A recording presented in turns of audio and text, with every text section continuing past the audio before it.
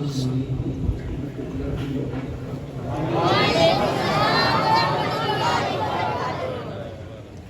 الحمد للہ رب العالمین والعاقبۃ للمتقین والصلاة والسلام علی سید الانبیاء والمرسلین وعلى آله وأصحابه الطيبين الطاهرين أما بعد وأعوذ بالله من الشيطان الرجيم بسم الله الرحمن الرحيم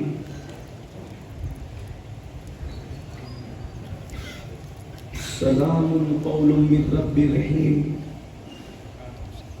وامتازوا اليوم أيها المجرمون صدق اللہ العظیم۔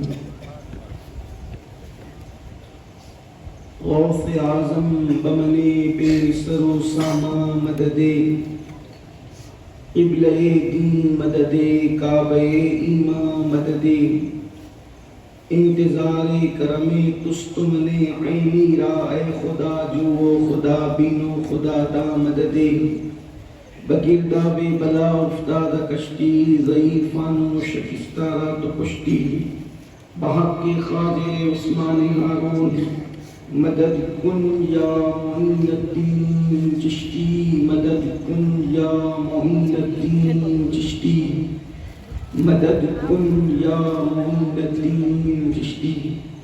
انتہائی احترام و عقیدت کے ساتھ اپنے اور ساری کائنات کی مرکز عقیدت دانائے سبل مولائے کل ختم الرسل خسرو خوباں سیاح رحمتہ وجہ کن فقا در اللہ المکنون سر اللہ المخزون عالم ما کان و ما یکون آب و گل انبیاء جان و دل اصفیاء مطلع ہر سعادت مقطع ہر سیادت خلاصہ کائنات فخر موجودات حضور احمد مجتبی محمد مصطفیٰ ارواحنا فدا صلی اللہ تعالی علیہ وآلہ وصحبہ وبارک وسلم کی بارگاہ بے کس پناہ میں جس طریقے سے پڑھاؤں بلند آواز سے میرے ساتھ مل کر پڑھیں الصلاۃ والسلام علیک یا رسول اللہ،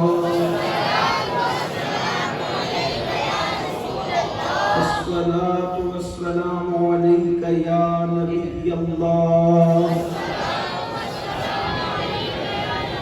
الصلاۃ والسلام علیک یا حبیب اللہ، وعلی آلک و اصحابک یا نور اللہ، صلی اللہ تعالی علیہ وسلم۔ پاٹ وہ کچھ دھاریے کچھ زار ہم، پاٹ وہ کچھ دھاریے کچھ زار ہم، یا الہی کیوں کر اترے پار ہم، اپنی ستاری کا یاد واسطہ ہو نہ رسوا برسرے بازار ہم، دشمنوں کی بھی نظر میں پھول تم، دوستوں کی بھی نظر میں خار ہم، ان کے آگے دعوے ہستی رضا کیا بکے جاتا ہے یہ ہر بار ہم۔ آج کی یہ محفل اصلاح عقائد و اعمال کے حوالے سے انعقاد پذیر ہے، اور جس آیہ کریمہ کی تلاوت کرنے کا شرف حاصل کیا گیا ہے، اللہ تبارک و تعالیٰ اس کے متعلق حق کہنے اور آپ سب کو حق سن کر اس پر عمل کرنے اور اسے عام کرنے کی توفیق عطا فرمائے۔ انسان عزت کا متلاشی عزت کو تلاش کرتا ہے اور ایسے کام کرنے کی کوشش کرتا ہے جس کی وجہ سے اس کو عزت ملے، لوگ اس کو سلام کریں، اس لیے کہ انسان کہتا ہے کہ زمانہ مجھے سلام کہتا ہے، دنیا مجھے سلام کرتی ہے، لوگ بڑھ بڑھ کے مجھے سلام کرتے ہیں، میری عزت کا اندازہ کرنا،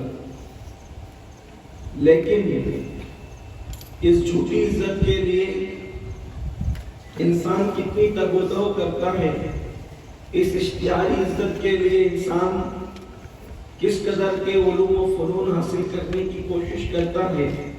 کبھی دولت اکٹھا کی جاتی ہے، کبھی شہرت کے چکر میں آدمی اس کے پیچھے دوڑتا ہے، کبھی انسان ایسے کام بھی کر جاتا ہے جو اس کو نہیں کرنا چاہیے۔ لیکن آپ دیکھتے ہوں گے کہ یہ جو دنیا کی عزت ہے، جسے ہم اشتہاری عزت کہہ سکتے ہیں، یہ جیسے جیسے دن گزرتے ہیں عزت ختم ہو جاتی ہے۔ حتیٰ کہ کبھی جن کے نام کے جھنڈے بلند ہوتے ہیں ان کی قبروں کا نشان بھی مٹ جاتا ہے، ان کی قبروں پر کوئی فاتحہ پڑھنے والا نہیں رہتا۔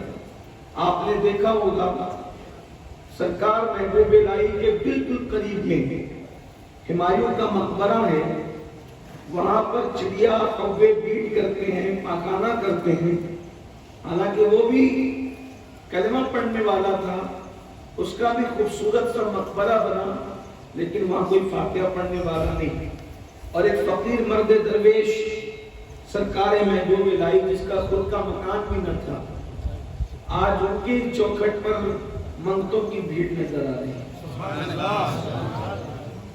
عزتیں لوگوں نے بہت کمائی، جس کو لوگوں نے عزت سمجھی وہ عزت نہیں ہے۔ اور یاد رکھنا، پیسے سے، مال سے، دولت سے، علم سے، فن سے، تدبر سے، خطابت سے اس سے عزتیں نہیں ملتی۔ اللہ تبارک و تعالیٰ کا اعلان آ چکا، وَلِلَّهِ الْعِزَّةُ وَلِرَسُولِهِ وَلِلْمُؤْمِنِينَ۔ عزت تو صرف اللہ کے لیے ہے، عزت اس کے رسولوں کے لیے ہے، اور عزت مومنوں کے لیے، ایمان والوں کے لیے ہے۔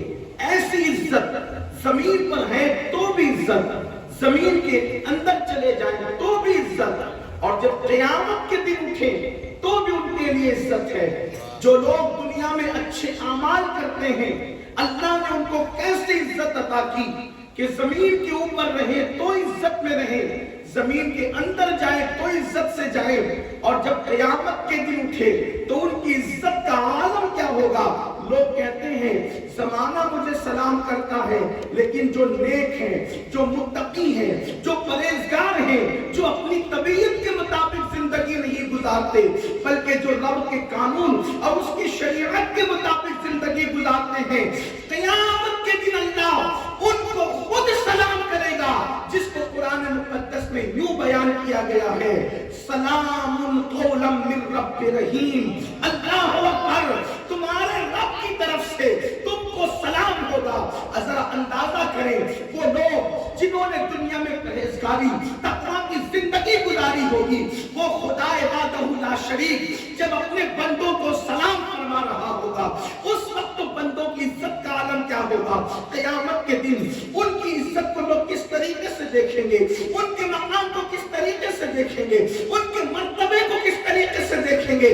لیکن ایمان والو، جب اللہ اپنے بندوں پر سلام کی نازل فرما رہا ہوگا، اپنی شان کے مطابق سلام کر رہا ہوگا، سلام قولا من رب رحیم، رب رحیم کی طرف سے تم پر سلام ہو، تو وہ سب کو سلام نہیں فرمائے گا، سب پہ سلامتی نازل نہیں فرمائے گا، بلکہ فرمایا جائے گا وَامْتَازُوا الْيَوْمَ أَيُّهَا الْمُجْرِمُونَ، آج مجرموں کو چھاٹ دیا جائے، آج مجرموں کو الگ کر دیا جائے۔ حدیث پاک میں آتا ہے قیامت کے دن نیک اور مجرم دونوں کی واضح نشانیاں ہوگی، ہر انسان نیکوں کو بھی پہچانے گا، ہر انسان مجرموں کو بھی پہچانے گا۔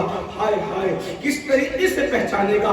میرے آقا خیر کا نبی صادق و مصدوق صلی اللہ علیہ وسلم فرماتے ہیں جو نیک ہوں گے ان کے چہرے 24 رات کے چاند سے زیادہ چمکتے ہوں گے، اور جو بدکام ہوں گے، جو گنہگار ہوں گے، جو برے ہوں گے، ان کے چہرے سیاہ ہوں گے۔ اعمال کے اعتبار سے لوگوں کے چہرے سیاہ ہوں گے، اعمال کے اعتبار سے لوگوں کے چہرے کالے ہوں گے۔ کچھ لوگوں کے چہرے ایسے ہوں گے اللہ اکبر جن کو دیکھ کر لوگ پوچھیں گے یہ کون سا نبی ہے، یہ کون سا سا ولی ہے، لیکن فرشتے کہیں گے یہ نبی اور ولی نہیں ہے، بلکہ ان کے اعمال ایسے ہیں کہ خدا نے ان کے چہروں کو منور کر دیا ہے۔ میرے پیارے آقا علیہ الصلوۃ والتسلیم کے پیارے دیوانوں، اللہ کے حبیب غیب کا نبی صلی اللہ علیہ وآلہ وسلم ارشاد فرماتے ہیں قیامت میں اپنی امت کو پہچان لوں گا۔ اللہ کے رسول نے فرمایا میں اپنی امت کو پہچان لوں گا۔ صحابہ نے عرض کی یا رسول اللہ صلی اللہ علیہ وآلہ وسلم وہاں تو اتنے لوگ ہوں گے، سارے انبیاء کی امتی ہوں گی، آپ کیسے پہچانیں گے؟ آقا فرماتے ہیں اگر کالے گھوڑوں میں سفید گھوڑے کھڑے کیے جائیں پہچاننا کیا مشکل ہے گھوڑوں؟ اگر سیاہ اور کالے گھوڑوں میں سفید گھوڑے کھڑے کیے جائیں تو سفید گھوڑوں کو پہچاننا چھانٹنا کوئی مشکل ہے؟ کہا نہیں، تو کہا کہ میری امت کے چہرے، ہاتھ یعنی اعضائے وضو 14ویں رات کے چاند کی طرح چمکتے ہوں گے، میں ان کی چمک کی وجہ سے ان کو پہچان گا۔ کس وجہ سے چمک رہے ہوں گے اعضاء؟ وضو کی وجہ سے، وضو کی وجہ سے اعضاء چمکتے ہوں گے۔ اب جس قوم کا حال یہ ہو کہ جس قوم کو ہفتے بھر میں جمعہ کی 2 رکعت کے علاوہ وضو کرنے کی توفیق ہی نہیں، اور وہ بھی جو جمعہ کی 2 رکعت کا وضو ہے اس کو اگر باریک بینی سے دیکھا جائے تو آپ اس کو ہاتھ منہ دھونے کا نام تو دے سکتے ہیں، لیکن شاید کوئی اہل علم اس کو وضو کا نام نہیں۔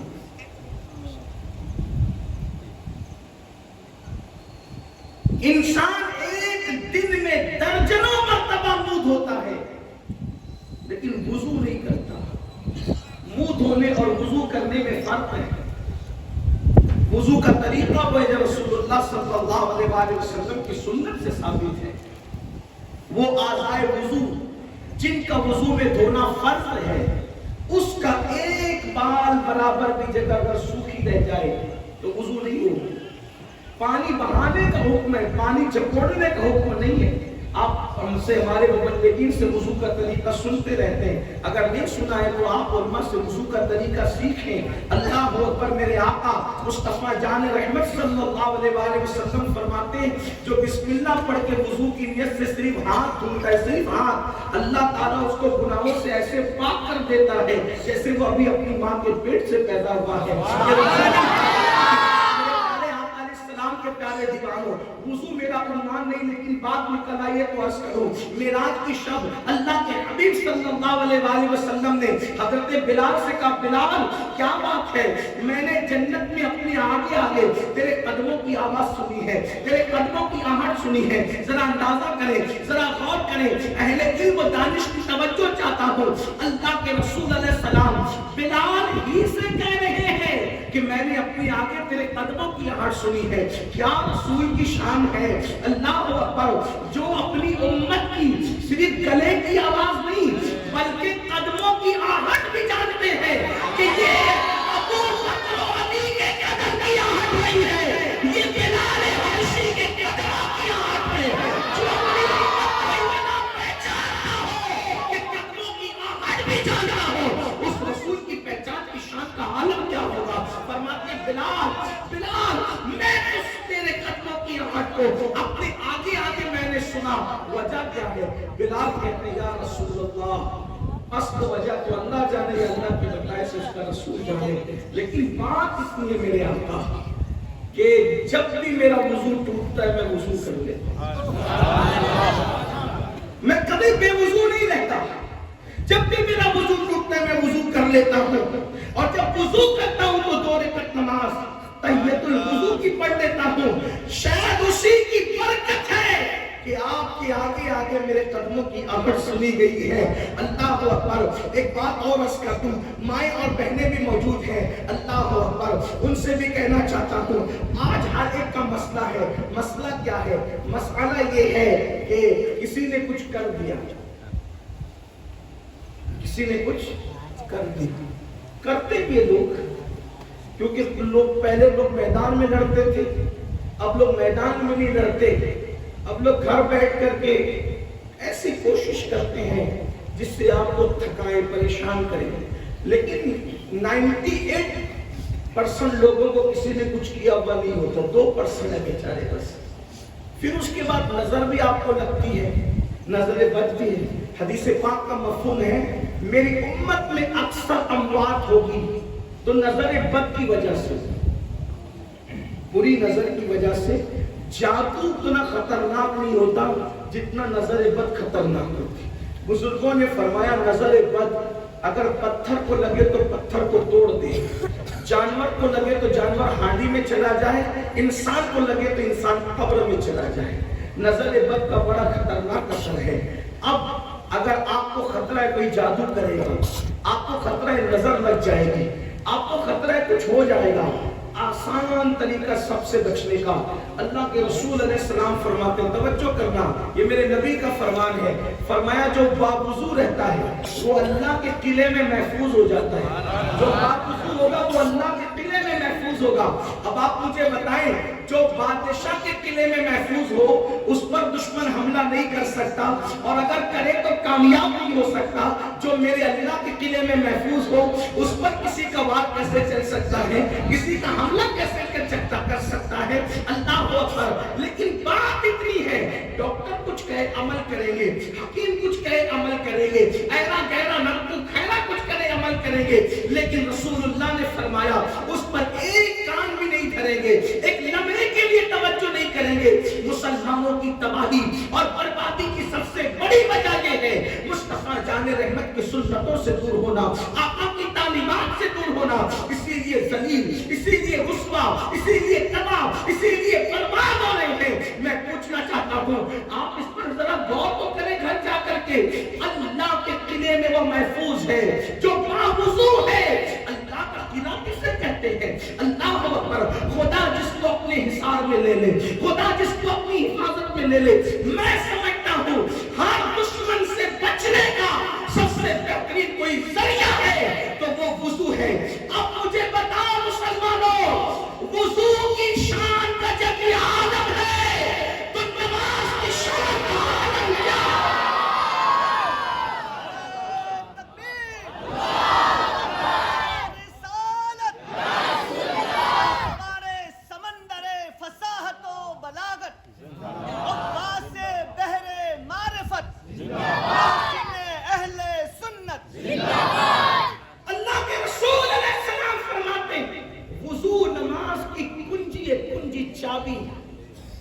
چابی کا یہ عالم ہے، جب چابی کا یہ عالم ہے تو جب جس چابی سے وہ نماز کے جو دروازے کھلتے ہیں اس نماز کا عالم کیا ہوگا؟ اور اس امت کا حال یہ ہے اللہ اکبر، سب کے دروازے پر دستک دینا تو گوارا ہے لیکن رب کے دروازے پر دستک دینا گوارا نہیں۔ میں تو صرف اتنا کہنا چاہتا ہوں اللہ اکبر، میرے آقا صلی اللہ علیہ وسلم کے دیوانوں، اگر آپ سنیں گے تو عرض کروں باران رحمت کا نزول ہے، ہو رہا ہے۔ ویسے کسی بھی کام کی قبولیت کی بڑی واضح علامت یہ بتائی گئی ہے کہ اگر وہ کام کے شروع میں بارش ہو جائے یا اس کے ختم ہونے کے بعد بارش ہو تو سمجھ لو کہ وہ کام اللہ کی بارگاہ میں مقبول ہو گیا۔ میں اپنے شہر مالیگاؤں میں جب کبھی بیان کرتا ہوں اور بارش ہوتی ہے، میری قوم مجھے آج تک کبھی چھوڑ کے نہیں بھاگی، اس لیے کہ سنی کربلا والے ہوتے ہیں اور کربلا والوں کو بھاگنے سے کیا کام ہے؟ وہاں کربلا میں پانی نہ آیا تو استقامت کے ساتھ ڈٹ کر بتایا، ہم پانی نہ آنے سے نہیں ڈرتے، ہم تو آل نبی کے ساتھ ڈٹنا جانتے ہیں۔ اور یہاں پانی کی بوندیں ٹپک رہی ہے اور میں سمجھتا ہوں کہ یہ سب کربلا والے ہیں۔ لوگ کہتے ہیں اس دور میں ہوتے تو کیا ہوتا، میں نے کہا جلسے میں بیٹھ کر امتحان ہوگا، ہوتے تو کیا ہوتے؟ جلسے میں بیٹھ کے امتحان ہوتا، کون ذکر رسول پہ بیٹھتا ہے، کون بھاگ جاتا ہے؟ لیکن کسی کو جانا ہو تو میں منع بھی نہیں کرتا، اگر کوئی پرابلم ہو تو جا سکتا ہے، لیکن بات میں جلدی مکمل کرتا ہوں۔ مجھے جو عنوانات دی گئے اس پہ بات کرنا چاہتا ہوں کہ وضو کی جب یہ کیفیت ہے کہ اللہ کے قلعے میں محفوظ ہوتا ہے وضو کرنے والا، اگر وضو پر ہی گفتگو ہو تو وضو ایک ایسا مستقل عنوان ہے کہ اگر وضو کے بارے میں لوگوں کو پتا چل جائے تو لوگ ہمیشہ باوضو رہے. جو وضو کرتا ہے فرشتے اس کے دوست بن جایا کرتے ہیں. جو وضو کرتا ہے اللہ اکبر جب وہ مرے گا, توجہ کرنا, باوضو رہنے والا جب مرے گا, کہیں مرے گا, کسی حالت میں مرے گا, اللہ اس کو شہادت کا مقام عطا فرمائے گا. جب کوئی بندہ باوضو سوتا ہے, چلے بات وضو پر آ گئی تو اسی پر بات کر لیتے ہیں, اس لیے کہ ہمارا مقصد تو صرف اللہ کے قریب لانا ہے اپنی قوم کو. ذرا توجہ کریں, میرے آقا مصطفیٰ جان رحمت صلی اللہ علیہ وسلم فرماتے ہیں لوگوں باوضو سویا کرو, اس لیے کہ جو بے وضو سوتا ہے جب ہم سوتے ہیں تو ہماری روح نکال لی جاتی ہے. مومن کی روح ایک مرتبہ نہیں نکلتی, ہر مرتبہ مومن کی روح نکلتی ہے. کیسے؟ جب ہم سوتے ہیں تو ہماری روح نکلتی ہے, اور جب روح نکلتی ہے تو وہ روح کو فرشتے لے جاتے ہیں, لیکن جب عرش کی طرف بڑھتے ہیں تو دوسرے فرشتے کہتے روک دو, اس کو واپس کرو, اس لیے کہ یہ عرش تک جانے کے قابل نہیں ہے. کہا کیوں قابل نہیں ہے؟ یہ بے وضو سویا, اس لیے اس کو واپس کر دیا جائے, اس کو عرش تک نہ لے جایا جائے. اور جو بندہ باوضو سوتا ہے, باوضو, اس کی روح لے جائی جاتی, عرش کے نیچے رکھی جاتی ہے, اور جب تک وہ سوتا رہتا ہے اس کی روح عرش کے نیچے حالت سجدہ میں رہتی ہے.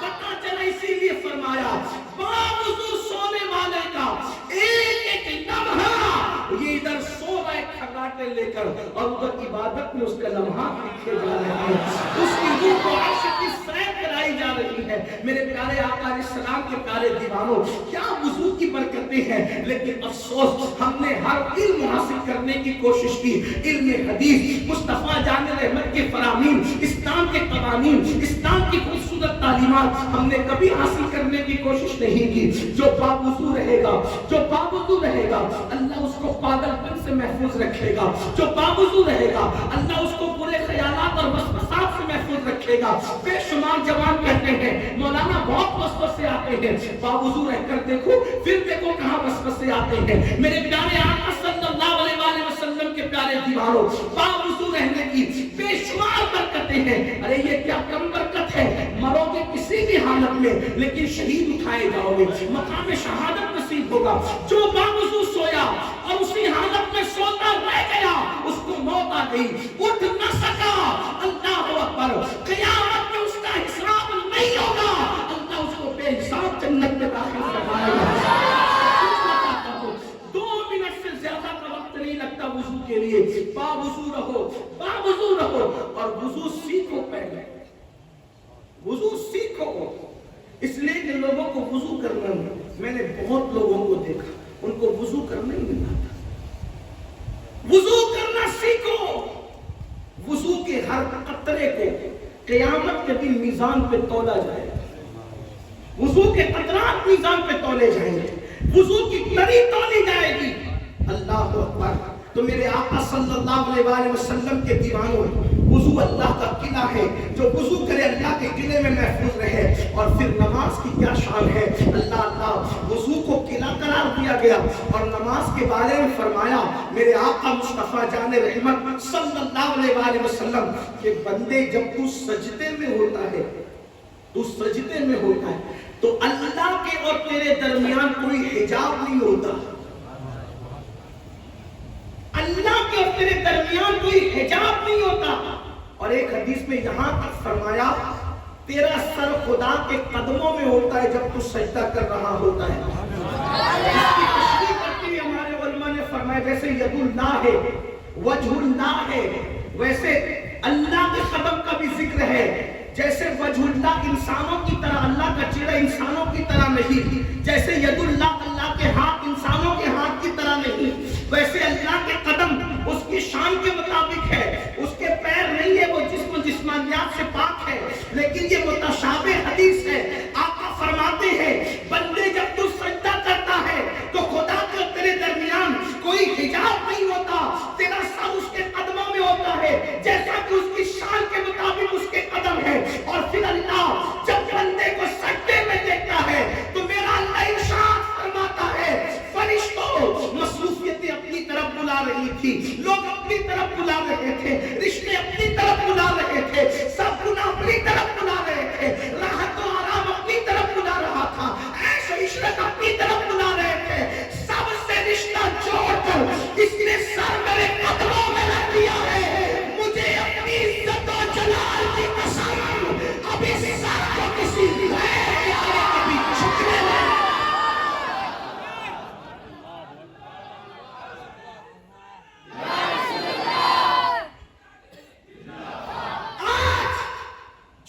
قوم مسلم کا سر ذلیل ہو رہا ہے، وجہ ہے کہ یہ قوم سجدوں سے دور ہوئی۔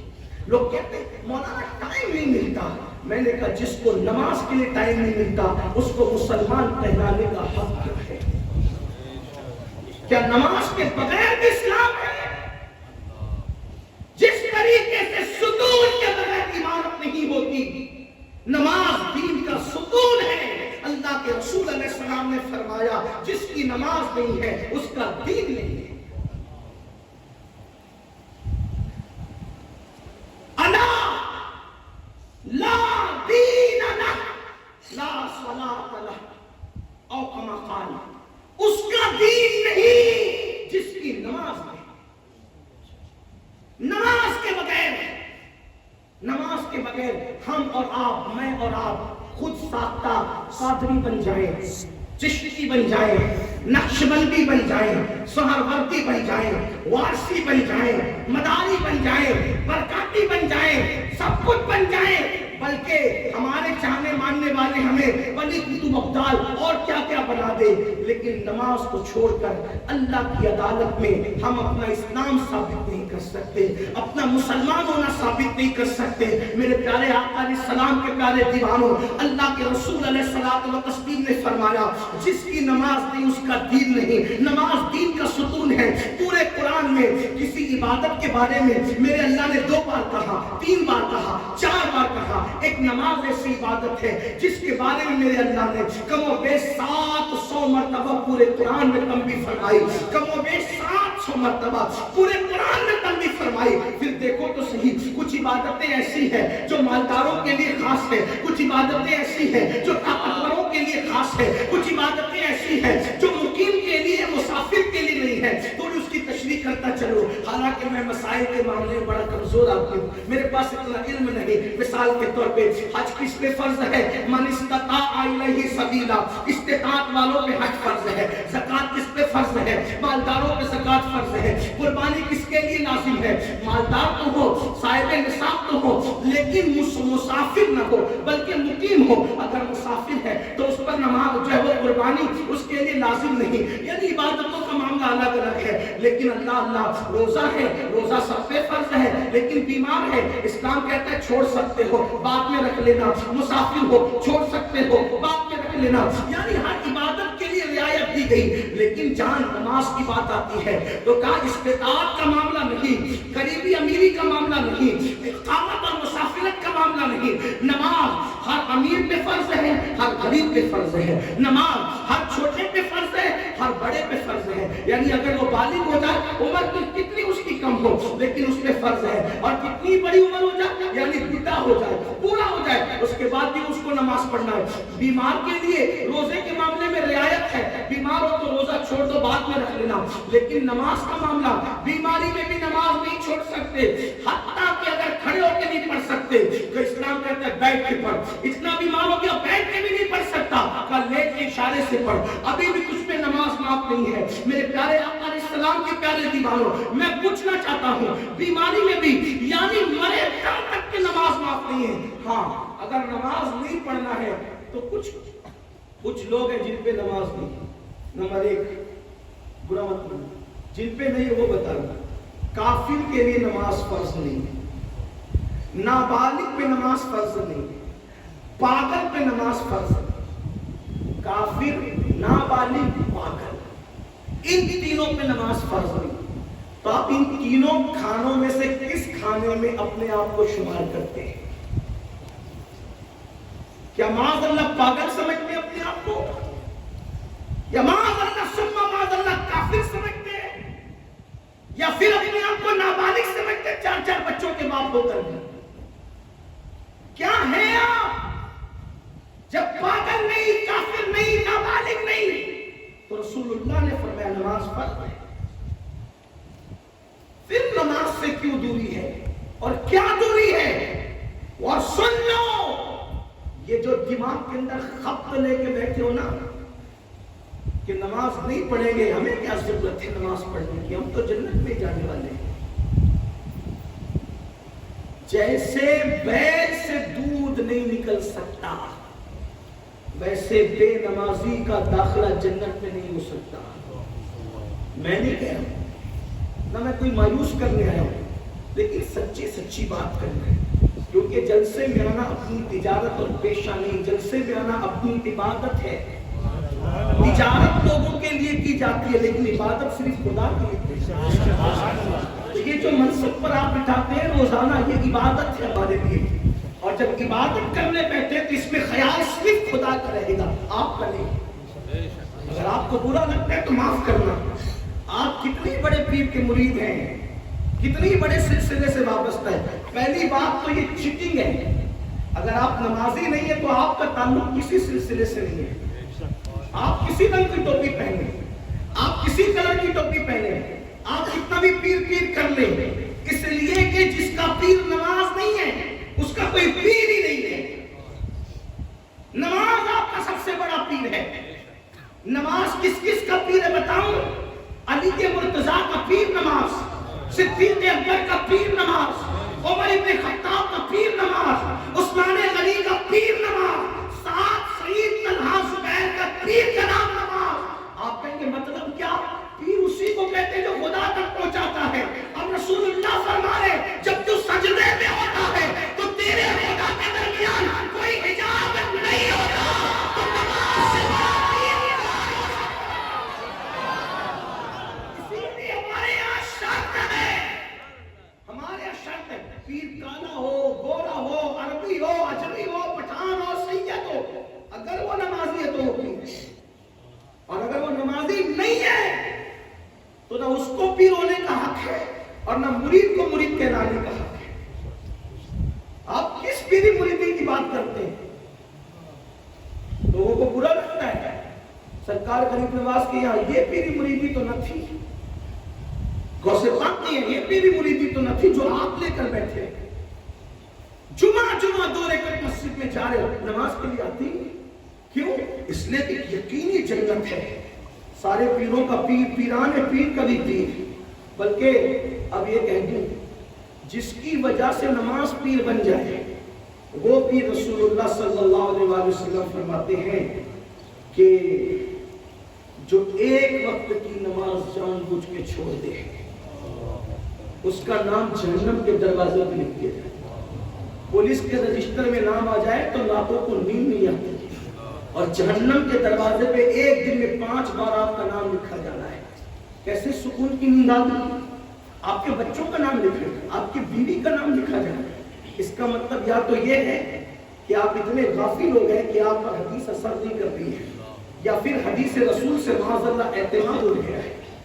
اعتماد تو مسلمان کا نہیں اٹھ سکتا، لیکن غفلت اس حد تک ہے، غفلت کے پردے اس حد تک ہے کہ مسلمانوں کو کیا ہو گیا، اور پھر آپ کہتے ہیں میری مغفرت کی دعا ہوگی، میرے لیے اتنی دیگیں چیلوں کی چڑھے گی، اتنے قرآن بخشے جائیں گے، میری مغفرت ہو جائے گی، اللہ کرے ہو جائے۔ لیکن اللہ کے رسول نے خود فرمایا جو نماز چھوڑ دیتا ہے اللہ مومنوں کی، نیک مومنوں کی دعا سے اس کا حصہ ختم کر دیتا ہے، یعنی مومنوں کی دعا کی برکت اس کو نصیب نہیں ہوتی، ورنہ مسلمانوں پوری دنیا کے اندر مومنین دعا کریں۔ آپ کو بتاؤں مومنین تو اپنی جگہ ہے، عرش اٹھانے والے فرشتوں کی ڈیوٹی یہ ہے، عرش اٹھانے والے فرشتوں کی ڈیوٹی یہ ہے کہ وہ عرش اٹھائے رہیں، اور عرش اٹھائے رکھے ہوئے وہ یہ دعا کرتے رہے اللہ مومنوں کی مغفرت فرما۔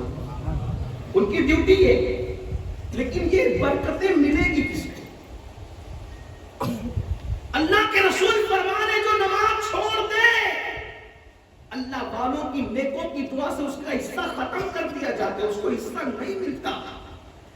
آپ کی سفارش پر کوئی بھی کھڑا ہو جائے میرے بھائی، کوئی بھی کھڑا ہو جائے، بلکہ میں تو کہتا ہوں لوگ شفاعت رسول کے مفہوم کو اتنا مس یوز کر رہے ہیں، حالانکہ ہمارا عقیدہ ہے شفاعتی لأہل الکبائر من امتی، لیکن رسول اللہ کی رحمت پر توجہ کرنے والوں کبھی رسول اللہ کی غیرت پر بھی توجہ کرو۔ ایک روایت جو خیبر کے بعد میں بہت کثرت سے آئی ہے آپ کے سامنے پیش کرتا ہوں، شاید اللہ کرے کسی کے دل پہ بات اثر کر جائے، مجھ گنہگار کی، بے اثر انسان کی بات اللہ کرے کسی کے دل پہ اثر کرے، میری اور آپ کی اصلاح ہو جائے۔ ایک جوان خیبر میں رسول اللہ کے ساتھ जिहाद पर गया हुजूर के साथ। मुसलमानों, क्या नसीबें थे उन लोगों के, क्या नसीबे और मकाम थे उन लोगों के जिन लोगों को रसूलुल्लाह के साथ चलने का शरफ हासिल हुआ था। आपके हमारे इलाके में मशाइख आ जाए, सादात आ जाए, पीर साहब आ जाए, जो उनके साथ आगे पीछे चलते हमें रश्क होता है, क्या ये नसीब वाले लोग हैं। वाकई सादात के साथ, उलमा के साथ, मशाइख के साथ चलने वाले, उनके आगे पीछे रहने वाले यकीनन नसीब वाले लोग हैं। इसलिए कि फरमाया गया जो अल्लाह वालों की हमनशीनी में रहता है गोया वो अल्लाह के साथ उठने बैठने वाला बंदा है, वो खुदा की हमनशीनी में रहने वाला बंदा है। आप क्या समझते हैं अल्लाह वालों को, लेकिन सारे अल्लाह वालों से बड़ी हस्ती सैयदुल अबरार, सैयदुल अखयार, मुस्तफा जान रहमत सल्लल्लाहु अलैहि वसल्लम, उनके साथ वो भी सफर में नहीं, आम सफर में नहीं, बल्कि सफर जिहाद में। और वो भी कौन सा, खैबर का सफर। उसमें जवान जाता है, बड़ी बेजिगरी से लौटता है और बड़ी बेजिगरी से जंग करते हुए अल्लाह अकबर, जंग करते करते उसका इंतकाल हो जाता है।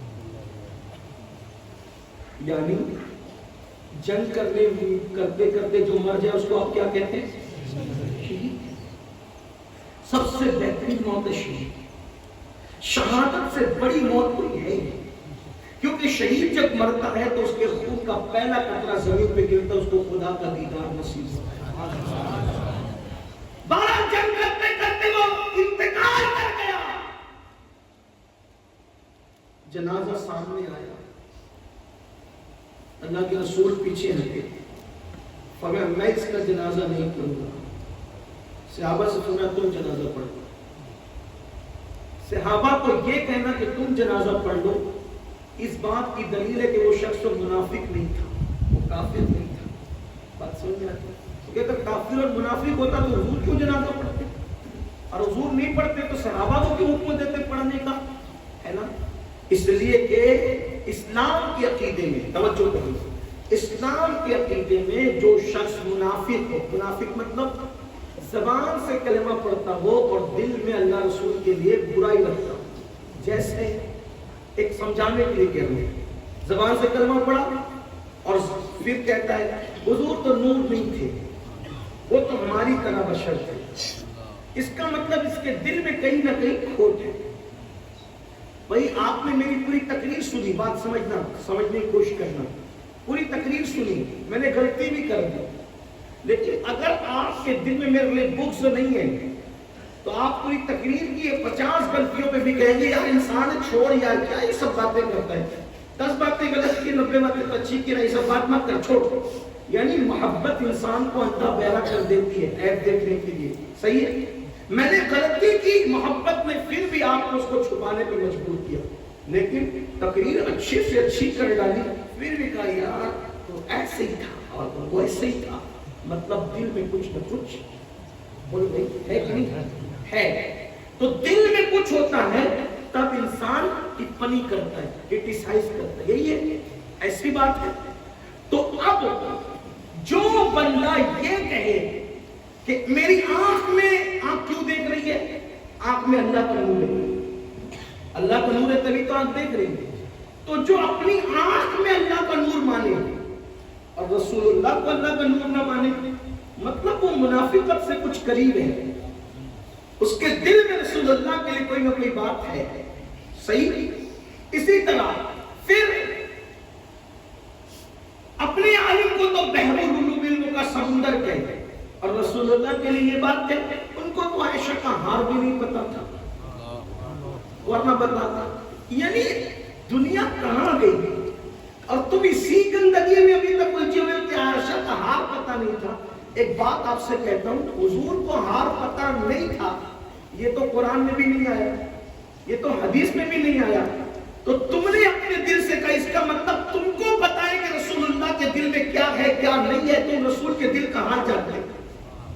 यही तो हो रहा है, अमली तौर पे हो रहा है। अब बताओ, रसूलुल्लाह के बारे में कहते हो दीवान के पीछे ही खबर नहीं, और रसूलुल्लाह के दिल का हाल तुम खुद बयान कर रहे हो कि उनको हाल पता नहीं था। जब नबी ने नहीं कहा कि मुझे नहीं पता, हुजूर ने ऐसा तो नहीं कहा, कुरान ने नहीं कहा कि रसूलुल्लाह को नहीं पता, अब मौलवी कुर्सी बैठ के बोलते उनको हाल नहीं पता था, तो इसका मतलब तू रसूल के दिल की बात जानता है, तू गैब जानता है, जो रसूल नहीं जानते माज़अल्लाह तेरे अकीदे में तू वो जानता है, तो क्या बक रहे हो। نفاق سے قریب ہو، منافق کے ساتھ بیٹھنا جائز نہیں، منافق کے ساتھ کھانا جائز نہیں، منافق کے پیچھے نماز پڑھنا جائز نہیں۔ لوگوں تو پہلے پڑھتے نہیں، اور اگر پڑھتے تو اس کے پیچھے جا کے کھڑے ہو جاتے ہیں، اور جب علماء کہتے ہیں اہل سنت کے یہ فتین لوگ ہیں زبردستی کہتے ہیں اس کے پیچھے مت پڑھو، اس کے پیچھے مت پڑھو، میرا مولوی نے کہا کہ مولوی سے پہلے مولا رسول اللہ نے فرمایا۔ اللہ کے رسول علیہ السلام کے پاس کچھ لوگ آ کر کہتے ہیں یا رسول اللہ ہمارا ایک امام ہے جو کعبے کی طرف منہ کر کے تھوک دیتا ہے، سرکار فرماتے اس کے پیچھے نماز نہیں، جو کعبے کا ادب نہ جانے اس کے پیچھے نماز نہیں، جو کعبے کا ادب نہ جانے اس کے پیچھے نماز کیسے ہوگا؟ یہ تو سودا ہے میرے بھائی، یہ سودا ہے، یہ سودا ہے۔ آپ لوگ کہتے ہیں یہ کیا مسلک لگا رکھا، سب کلمہ پڑھتے، میں نے کہا سب کلمہ پڑھ کر بھی سچے نہیں ہیں۔ یہ سبق ہم کو سب سے پہلے اگر کہیں ملا تو جنگ یمامہ میں صدیق اکبر سے ملا۔ سبحان اللہ، صدیق اکبر نے کلمہ پڑھنے والوں کے خلاف تلوار اٹھائی ہے نا، کہا کہ یہ مسلمہ کذاب کے لوگ کلمہ پڑھتے ہیں، پگڑی باندھتے، داڑھی رکھتے، اپنے نہیں، کیوں؟ کیونکہ وہ ایک جھوٹے نبی کہ نبوت کے دعوے کی تصدیق کرتے اپنے لیے۔ مسلک کی پہلی جنگ کہاں سے شروع ہوئی؟ صدیق اکبر کے دور سے۔ یہ مولویوں کا جھگڑا نہیں، یہ افضل البشر بعد الانبیاء کی تحقیق صدیق اکبر نے شروع کیا ہے۔ ٹھیک، پھر مانی نے زکوٰۃ سے جنگ کی، یہ بھی مسلک کی جنگ تھی۔ ٹھیک، پھر اس کے بعد وہ جنگ پوری کھل کر کے شباب پر جب آئی تو میدان کربلا میں دیکھی گئی۔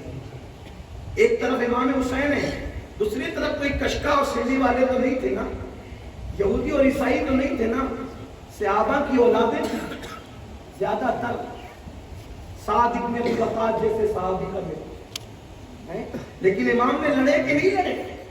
لوگ کہتے ہیں یار اسلام میں لڑائی آپس میں لڑائی جھگڑا نہیں ہے۔ میں نے کہا جو کربلا نہیں جانتا وہ اس طرح کی بکواس کرے گا۔ امام علی مقام نے مسلک کی جنگ لڑی ہے،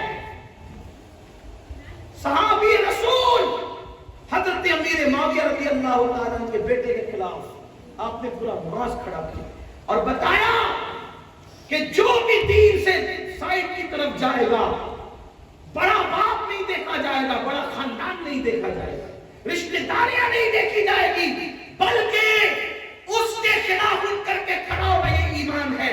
ورنہ آپ کیا سمجھتے ہیں ام المومنین ام حبیبہ کا سگا بھتیجا ہے یزید، ام المومنین کا بھتیجا ہے، لیکن ام المومنین کا بھتیجا نہیں دیکھا گیا۔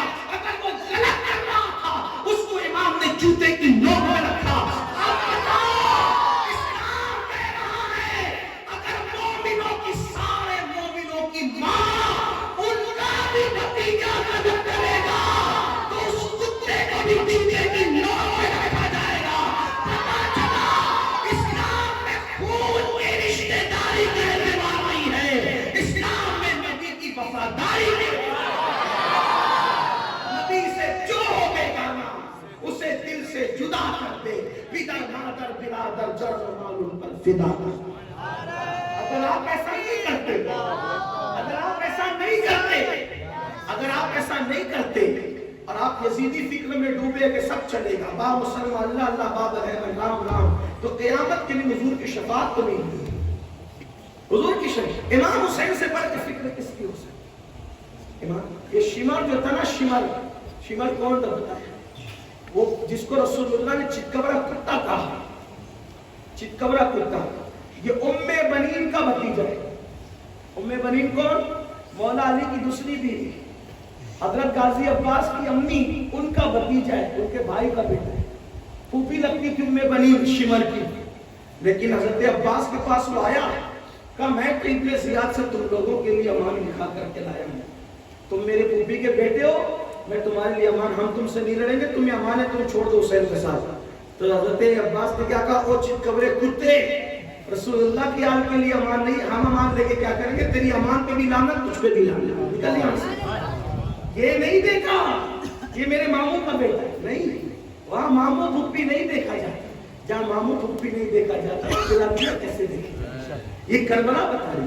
اگر میں کوئی غلطی کرو، یہ علماء کرام پیچھے بیٹھے، ان علماء کو بلایا اس لیے جاتا ہے، تقریر ان کو سنانے کے لیے نہیں بلایا جاتا، یہ ہم سے زیادہ جانتے ہیں، ان کو اس لیے بلایا جاتا ہے ہم کہیں غلطی کرے تو ہماری اصلاح کریں، اس لیے ان کو بلایا جاتا ہے۔ تو میں عرض کر رہا تھا، بات دور نکل گئی، بہت دور نکل گئی، آپ سے کہنا چاہتا ہوں کہ اللہ کے رسول علیہ السلام ارشاد فرمایا اس جوان کا جنازہ تم پڑھو، میں نہیں پڑھوں۔ یہ بات چلی خیبر میں جو جوان لڑتے لڑتے بہادری سے مر گیا، آقا فرماتے اس کا تم جنازہ پڑھو، میں نہیں پڑھوں۔ صحابہ نے کہا تھا کیوں آپ نہیں پڑھیں گے؟ اب سننا کیوں نہیں پڑھتے جنازہ؟ سرکار نے فرمایا مال غنیمت میں جو چادر آئی تھی وہ چادر اس کو پسند آ گئی، تھوڑی تشریح کے ساتھ بتا رہا ہوں، حدیث میں اختصار ہے لیکن تھوڑا سمجھانا پڑے گا اس کو، اس کی تشریح کریے۔ مال غنیمت میں چادر آئی تھی، ایک چادر بڑی خوبصورت تھی، اس نے رسول اللہ کی اجازت کے بغیر اس کو اپنے پاس رکھ لیا، بس اتنی بات۔ اسلام کا اصول کیا ہے؟ غنیمت کا مال آئے تو جس کے جو ہاتھ میں وہ نہیں لے سکتا، سب لا کے جمع کرائیں گے، خمس اللہ رسول کے لیے الگ نکلے گا، اس کے بعد جو گھوڑے پہ ہوگا اس کا ڈبل حصہ، جو پیدل ہوگا اس کا ایک حصہ، ایسے وہ قانون کے مطابق تقسیم ہوگا۔ اور یہ نہیں کہ جس کے جی میں جو ہے، ہاں اتنا کر سکتا ہے کہ وہ امین سے کہیں کہ یہ چیز مجھے پسند آ رہی ہے، اگر مجھے میرے حصے میں یہ آ سکتی ہے تو دے دے، اپنی مرضی سے نہیں لے سکتا۔ اور اس جوان نے کیا کیا؟ ایک چادر رسول اللہ کی امیر کی اجازت کے بغیر لے لیا۔ آقا فرماتے ہیں اگر یہ چادر میں یہ لپیٹ کر جاتا تو یہ چادر اس کے لیے جہنم کی آگ ثابت ہوتی، وہ ایک چادر لینے کی وجہ سے۔ اب اس کو دوسرے الفاظ میں یہ کہہ لیں کہ ایک چادر جو مومنوں کی امانت تھی، توجہ کریں، جہاں آپ کو لانا تھا وہ اللہ کرے وہاں پہنچ جائے، سمجھ لیں آپ، ایک چادر جو مومنوں کی امانت تھی، امانت کو پوچھے بغیر اپنے پلڑے میں لینے والا، یعنی امانت میں خیانت کرنے والا، جس نے مومن کی امانت میں خیانت کی، رسول اللہ کے پیچھے جنگ لڑنے کے باوجود رسول اللہ نے اس کی نماز جنازہ نہیں پڑھی۔ جب رسول اللہ مومن کی امانت میں خیانت کرنے والے کی سفارش کے لیے اٹھ کر کھڑے نہ ہوئے جنازے میں، تو کیا یہ تصور کرتے ہو کہ ہم اللہ کی امانت میں خیانت کریں گے نماز میں، اور قیامت کے دن حضور ہاتھ پکڑ کے ہمیں جنت میں لے جائیں گے؟ کیوں نہیں لرزتے؟ کیوں حقائق کی طرف نہیں آتے؟ کیوں شیطان کے اغوا کرنے پہ ڈوب گئے؟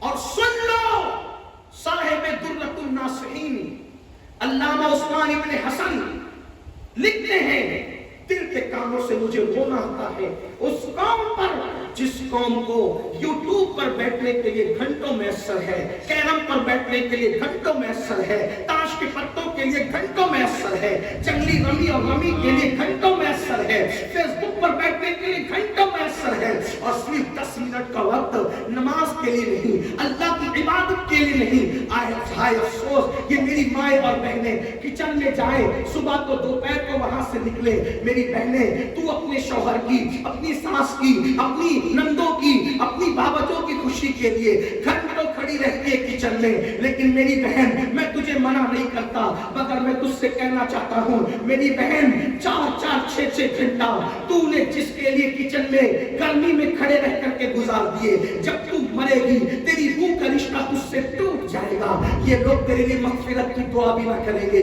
دنیا میں اتنی بے وفا ہے، جیتے جی کسی کی نہیں ہوتی، مرنے کے بعد کسی کی کیا ہوتی ہے۔ میں جھگڑا لگانے نہیں آیا، لیکن یہ میری آنکھوں کی دیکھی بات ہے، چھوٹی سی عمر میں میں نے یہ بات دیکھی، اللہ اکبر، میاں بیوی بڑی محبت تھی، بڑا پیار تھا، ادھر بیوی کا جنازہ اٹھا ہے، ادھر شوہر سوچ رہا ہے زندگی کا دوسرا ساتھی کون ہوگا۔ اللہ اکبر، لوگوں یہ ہے جب حضرت جناب غالب نے کہا تھا ہم نے مانا کہ تغافل نہ کرو گے، لیکن ہم نے مانا کہ تغافل نہ کرو گے لیکن خاک ہو جائیں گے ہم تم کو خبر ہونے تک۔ لوگ تو میت میں بھی نہیں آتے، لوگ مغفرت کی دعائیں کیا کریں گے، لوگ میت میں بھی نہیں آتے۔ پچھلے دنوں 5 لاکھ مریدوں کے پیر کا انتقال ہوا، 5 لاکھ، کسی نے مار دیا، کسی نے مار دیا پیر سے، بڑے خاندان کا آدمی، ان کے کردار سے، ان کے کیریکٹر سے بھی مجھے کوئی بحث نہیں۔ اتنے بڑے خاندان کا شخص، اتنے بڑے خاندان کا، غریب نواز کے مرشدوں کی اولاد ہے، چشت کا شہزادہ، حسن ایسا جیسے گڑیا، ایسی خوبصورتی، ایسا حسن، ایسا جی 5 لاکھ مرید، 4 سے 5 ساڑھے 5 لاکھ سے زائد مرید کیا۔ مجھ سے خود کہا کہ امین القادری تو نے کتنے مرید کیے؟ میں نے کہا میرے تو ایسا کوئی معاملہ نہیں ہے کہ میری یہ فیلڈ نہیں ہے۔ کہا دیکھ میں تیرے ہندوستان میں آیا تو میں نے اتنے سالوں میں 5 لاکھ سے زائد مرید کی۔ میں نے کہا مان گیا آپ کے فن کو، آپ کی ہنر کو، آپ کی نسبت بھی بڑی ہے۔ ہمارے غریب نواز کو مرشد سکتے ہو، اس وقت کی بات ہے جب مسائل پیدا نہیں ہوتے تھے۔ میں ابھی اس پہ کوئی ڈسکس اختلافی بات نہیں کروں، لیکن اس بندے کا جب انتقال ہوا ایک بھی مرید اس کے جنازے میں مجھے نظر نہیں۔ 18 دن کے بعد تدفین ہو رہی ہے، ایک مرید بھی شامل نہیں۔ یہ لوگوں کی بے وفائی ہے۔ آپ کیا سمجھتے ہیں کہ دنیا بے وفا ہے؟ بے وفا جس ممتاز کے لیے تاج محل بنایا گیا، اس ممتاز کے شوہر نے بھی ممتاز کی موت کے بعد نکاح کیا۔ میں اپنی بہنوں سے کہتا ہوں، میری بہنوں اور آپ سے بھی کہتا ہوں، کس سے دل لگا رہے ہو؟ سب کے لیے ٹائم نکال رہے ہو، اللہ کے لیے ٹائم کیوں نہیں نکالتے؟ رب کے لیے ٹائم کیوں؟ اور صرف 10 منٹ، اور وہ بھی ٹائم نکالو تو کرم کیا ہے؟ آپ کو یہ کرم کیا ہے؟ یہ نہیں کہا تو نیک ہے تو ہی، تو پرہیزگار ہے تو ہی، تو عالم ہے تو ہی، کوئی کنڈیشن نہیں لگائی۔ فرمایا تو سجدہ کرے گا تو تیری ڈگری کچھ نہیں ہو، اللہ تیرے اور اس کے درمیان سے سارے پردے اٹھا کر کے تجھے اپنے اوپر پہ خاص عطا فرمائے گا۔ جو بات میں کہنے چلا تھا، اللہ کے لیے وقت نکال لو، بات سمیٹنے لگا ہوں، اللہ کے لیے وقت نکال لو، نہیں نکالو گے، نہیں نماز پڑھو گے، نہیں عبادت کرو گے، انجام کیا ہوگا؟ علامہ عثمان بن حسن درۃ الناصحین میں لکھتے جس کا مفہوم یہ ہے کہ رسول اللہ صلی اللہ علیہ وآلہ وسلم کے ظاہری دور میں حضور اپنے اصحاب کے ساتھ بیٹھے ہوئے تھے، ایسے میں ایک جوان روتے ہوئے آیا۔ دل کے کانوں سے اس کو سن لینا، موسم پروگرام کے آج موافق نہیں ہے، اس لیے میں اسی پر اپنی بات ختم کر دوں گا، بات مکمل کر لوں گا انشاءاللہ۔ پھر کبھی موقع ملا بات ہوگی، لیکن اتنا سن لیں، اٹھنا نہیں، کوئی اتنی بات میری سنتے جائیں۔ خواتین سے بھی گزارش، رسول اللہ کے دور میں ایک آدمی کا انتقال ہوتا ہے، رسول اللہ کے دور، اس کا بچہ، اس کا جوان روتے ہوئے آتا ہے۔ اللہ کے رسول پوچھتے کیوں رو رہا ہے؟ کہ حضور میرے باپ کا انتقال ہو گیا، مر گیا ہوں، اور اس کو نہ کوئی غسل دینے والا، نہ کوئی کفن پہنانے والا۔ اللہ کے رسول نے فرمایا ابو بکر عمر تم دونوں اٹھو، جاؤ اس کو غسل بھی دو، اس کو کفن بھی پہناؤ۔ رسول اللہ کے دونوں یار نکلے اور وہ تہان میں پہنچے جہاں وہ میت پڑی ہوئی تھی۔ جب وہاں گئے تو جیسی چادر ہٹائی دونوں نے غسل دینے کے لیے، پیروں کے نیچے سے زمین کھسک گئی، اس لیے کہ جیسی چادر ہٹائی کیا دیکھا کہ اس کا منہ کالے سور کی طرح ہو گیا، اس کا منہ کالے خنزیر کی طرح ہو گیا۔ سور سمجھتے ہیں نا، خنزیر سمجھتے ہیں نا، صدیق و فاروق جسے غسل دینے، جسے کفن پہنانے آئے ہیں، اس کا منہ کالے سور کی طرح، کالے خنزیر کی طرح ہو گیا ہے۔ دونوں نے جلدی سے کپڑا ڈالا، رسول اللہ کی بارگاہ میں قاصد بھیجا، یا رسول اللہ صلی اللہ علیہ وآلہ وسلم، اس کا منہ تو کالے خنزیر کی طرح، کالے سور کی طرح ہو گیا، ہم اس کو کیسے غسل دیں، کیسے کفن پہنائے؟ اللہ کے رسول بنفس نفیس خود تشریف لائے، میرے آقا کی خود آمد ہوئی، اللہ کے محبوب آئے، حضور نے اس کا چہرہ سور کی طرح دیکھا، کالے خنزیر کی طرح دیکھا، حضور کی آنکھوں میں آنسو آ گئے۔ اللہ کے رسول نے ہاتھ اٹھائے، ہاتھ اٹھا کے دعا کی، اے اللہ اس کا چہرہ ٹھیک کر دے، اس کا چہرہ درست کر دے۔ دعا کرنا تھا، اس کا چہرہ ٹھیک ہو گیا، درست ہو گیا، پھر غسل دیا گیا، کفن پہنایا گیا، نماز جنازہ پڑھی گئی۔ نماز جنازہ کے بعد کسی نے دھیرے سے کہا پہلے تو وہ سور کی طرح ہو گیا تھا، اب دفن کرنے سے پہلے ایک بار دیکھ تو لو کہ چہرہ کیسا ہوا۔ نماز جنازہ کے بعد پھر جب منہ سے کفن ہٹایا گیا، مجرم کو نہ شرماؤ، احباب کفن ڈھک دو، منہ دیکھ کے کیا ہوگا، پردے میں بھلائی آئی ہے. کسی نے کہا جنازے کی نماز کے بعد اس کے چہرے سے کپڑا ہٹا کے دیکھو. جب کپڑا ہٹایا گیا واپس سے پھر اس کا منہ کالے سور کی طرح, کالے خنزیر کی طرح ہو گیا. صحابہ رو پڑے, عرض کیا رسول اللہ بار بار اس کا منہ کالے سور کی طرح, کالے خنزیر کی طرح کیوں ہو جاتا ہے؟ تو میرے آقا نے اس کے بیٹے کو بلا کر کے فرمایا تو ہی بتا اس کا منہ کالے سور کی طرح کیوں ہوتا ہے, کالے خنزیر کی طرح کیوں ہوتا ہے؟ کیونکہ میرا اللہ کسی پہ ظلم نہیں کرتا, میرا اللہ کسی پہ زیادتی نہیں کرتا, میرا اللہ ظلم سے پاک ہے.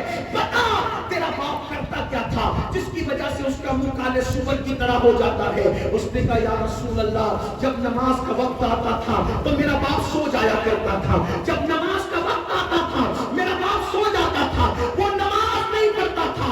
تب میرے آقا نے فرمایا لوگوں جو نماز کرے گا, جو نماز نہیں پڑھے گا, جب وہ قیامت کے دن اٹھے گا, جب وہ قیامت کے دن اٹھے گا تو اس کا منہ کالے سور کی طرح ہوگا, کالے خنزیر